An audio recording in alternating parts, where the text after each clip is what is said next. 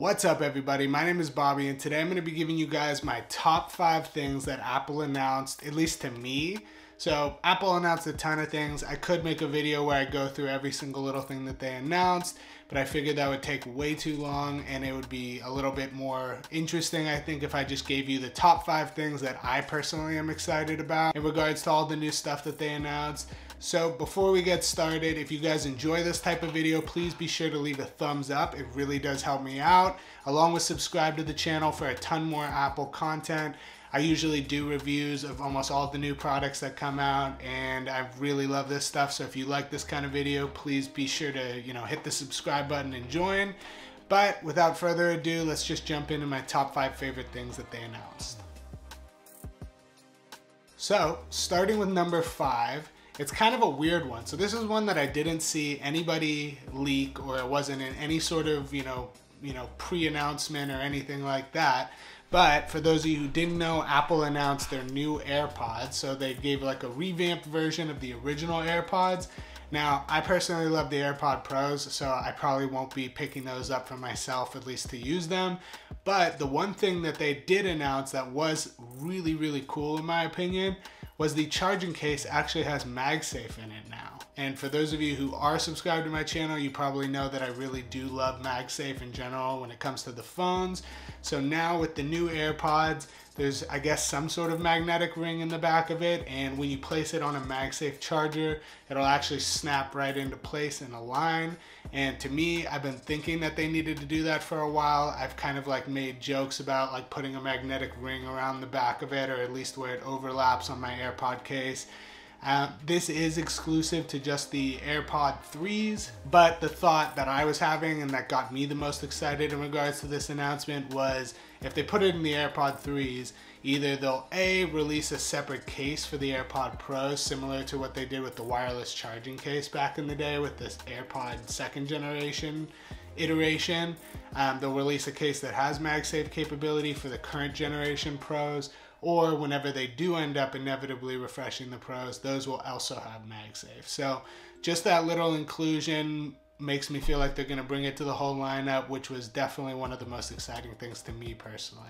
I really can't tell you how many times I've put my AirPods on my wireless charger, like the little dock thing that I have. The phone's magnetically connected, my Apple Watch is magnetically connected, but the AirPods were off by like a millimeter and don't end up being charged. So that's personally why I'm excited for it. I don't see myself like, snapping a wallet to it or anything like that, but just the charging aspect of it to make sure that they always get charged every night, super cool. So these next 4 things that I'm going to talk about as far as the most exciting things to me, all of them have to do with the new MacBook Pros. So if you haven't seen any other videos or any other headlines on any news or website that talks about tech in general, Apple announced the new lineup of MacBook Pros. They're kind of their higher end models. There's going to be either a 14-inch or a 16-inch.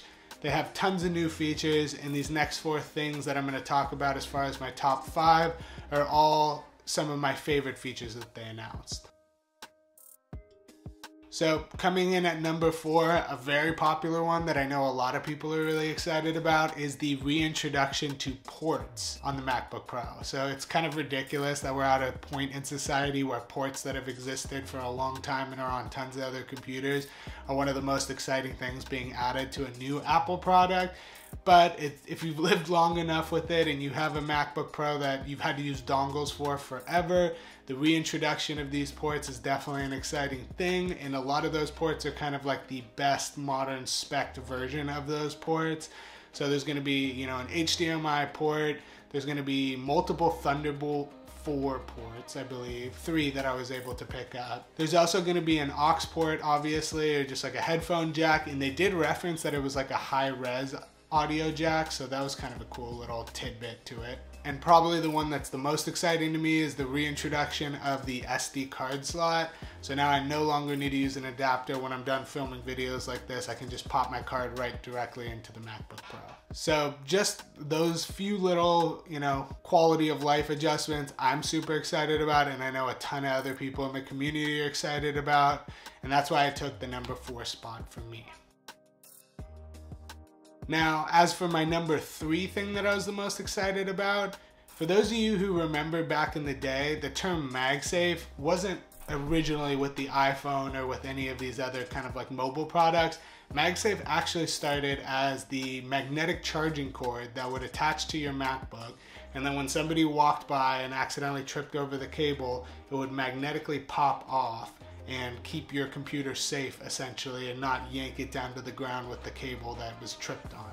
So Magsafe was around for the longest time. People thought it was super cool. Then Apple ended up taking it away in favor for USB-C and Thunderbolt charging, which is fine, and it's not proprietary, so people are excited about that. But one thing that was super exciting to me is that they actually brought it back. So now we do have Magsafe charging. So if you do want to keep your computer safe, that's 100% an option. And you'll be able to charge through those USB-C Thunderbolt ports. So now this is, I believe, one of the only times Apple's given us 2 ways to charge the computer. So if you already own an existing charger and you are upgrading your computer and you want to have a spare, it's not like it's not going to be compatible anymore. So you'll have the option to do both.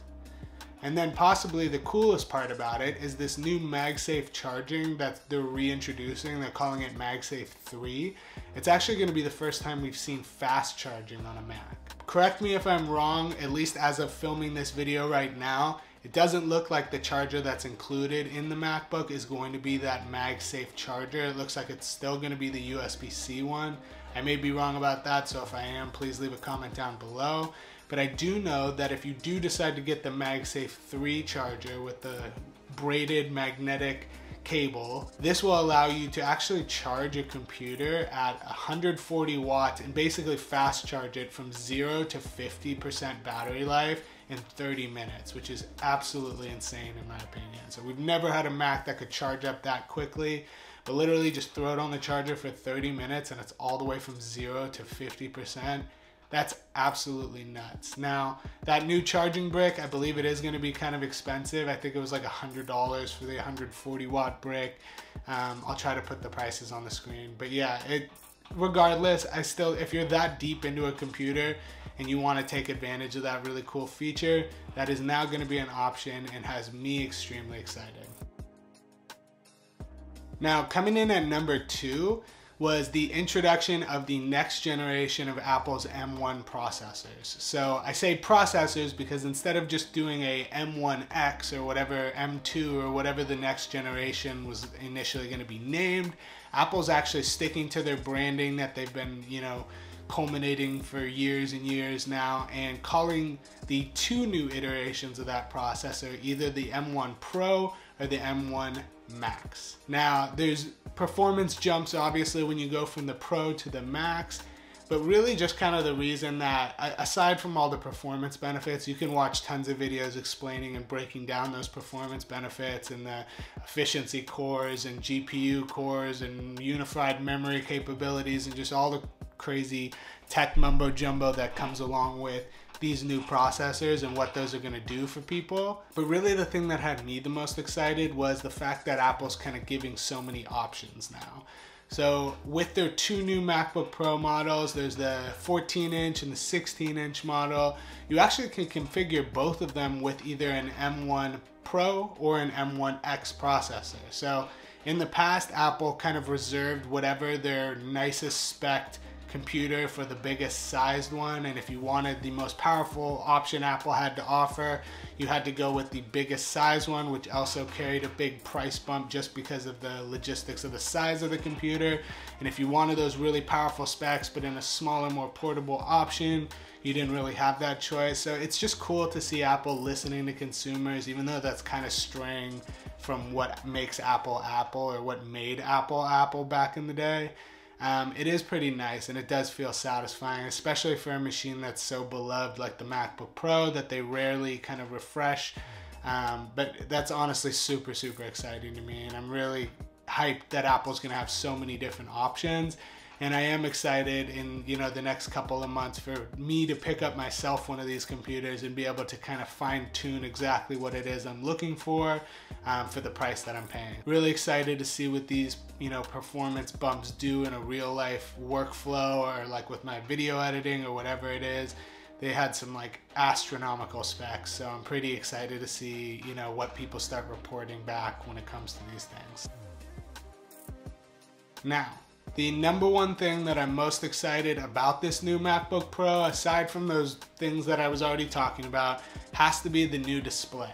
Now, in a lot of the leaks and rumors that have been kind of circulating ever since WWDC, when people were really excited about this new M1X, or now, you know, new M1 Pro or M1 Max MacBook Pros, one of the big things that people are talking about was that it was going to have a mini LED display, similar to the new iPad Pros that came out a few months back. Now, that could be a good thing or a bad thing, depending on how well they implement it, because if you guys haven't heard or haven't seen, some of those mini LED iPad Pros had pretty bad light bleed on the panels, so hopefully they figured out a way to kind of tune that in or dial that in to a point where it doesn't happen on these MacBook Pros, because that'd be such a shame. But mini LEDs generally, if they're, you know, firing right and working right and done right, they look pretty phenomenal. It's not quite as good as OLED, but it still looks really, really good in my opinion. And if Apple does this correctly, which I'm excited to see if they do, mixed with the fact that they actually made it 120 Hertz, which nobody was talking about as a possible actual thing that could happen until very recently, that's crazy. So, you know, the new iPhone 13s are 120 Hertz. I know there's plenty of monitors that are like 144 Hertz, and then there's plenty of phones that have had this kind of refresh rate for a long time. But I think Apple's implementation of it, having it be like a variable refresh rate screen that throttles down and less what am I trying to say? Less intensive refreshing circumstances. Does that sound right? Fuck it, we're rolling with it. It's able to throttle it down if it's like a stationary image, but if you're doing something like scrolling or anything with fast-paced motion on the panel, it's going to be able to throttle it all the way up to 120 Hertz, which just makes the whole experience insanely smooth. So if you haven't tried an 120 Hertz screen, I recommend you go to an Apple store whenever these computers get put out on the shelves and, you know, are on display for us to take a look at. Or you can go today and just check out the new iPhone 13s if you haven't gotten a chance to pick one up, and just try scrolling and you'll see exactly what I'm talking about. It really does look phenomenal. So mini LED display, so great contrast, really good brightness, all that jazz. Then it's also 120 Hertz, which is awesome. Then you also get a better screen ratio. So they actually push the bezel, I can't talk today. They pushed the bezels to the edge even more. And then they actually introduced kind of a notch at the top, which I have kind of mixed feelings about. I remember during the presentation, they were showing the notch, and they were like showing it in light mode, and then they like quickly were like, it also looks way less noticeable when you're in dark mode, and like it showed the difference of seeing the notch in light mode and then seeing the notch in dark mode. And I texted my friend immediately. I was like, I might need to keep it in dark mode, because at least in this situation where they showed it in light mode in that big black bar in the middle, I'm sure it's something I'll get used to. It's something we've been used to on the phones for a long time, but still, I don't know. I'm also interested to see how it adapts to things that are in that menu bar. I don't know about you guys, but I have a bunch of stuff in my menu bar on the right side with, like, you know, toggles and settings and that type of thing. And then in some of the applications I use, there's a lot of options that go across the top. So especially on the 14-inch model, I'm interested to see how they scale it, or if, like, you know, there's too many things across the top, if it jumps to the right of the bar or something. I don't know. I'm excited to see how that's implemented. I'm sure it's one of those things that, you know, like when Apple took away the home button on iPhones, we just got used to the, you know, swipe up kind of deal. I feel like it'll be one of those, but only time will tell. But yeah, I mean, overall the screen looks phenomenal. It's like 254 pixels per inch, so really high pixel density, really good, you know, resolution. On top of that, I believe it has 1,000 nits of brightness and then up to 1,600 nits of peak brightness in certain situations. So it has like a really crazy contrast ratio. Anything to do with, like, you know, graphics or looking at images or video or content or anything related to that, even if you're watching movies on it, watching Netflix at night with, you know, by yourself or whatever, this thing's gonna look unreal. So I'm really excited to get my hands on it. that has been my top 5 things that I am most excited about from the Apple video today. If you guys are curious what my take is on anything else that they talked about today, you can for sure leave me a comment down in the description below. And I'm really curious to hear what your favorite thing from the event was. So I've seen a lot of people making these videos. I've seen a lot of different takes on things, and I always find them super interesting. So if you made it this far in the video, please don't forget to leave a like and subscribe to the YouTube channel. And I would be really, really interested if you left a comment down below. I usually respond to everyone. So let me know what your favorite thing was. But other than that, thank you guys for watching. We'll definitely be picking one of these up in the near future and doing a review. I also will be having a review of the stainless steel Apple Watch Series 7 coming. So I didn't do the aluminum one this year. I ended up going with the stainless steel, but that one wasn't delivered on launch day. It doesn't arrive till the beginning of November. So you guys can look forward to that. But yeah, that just about does it. Thank you guys for watching, and I'll see you guys in the next one. Peace.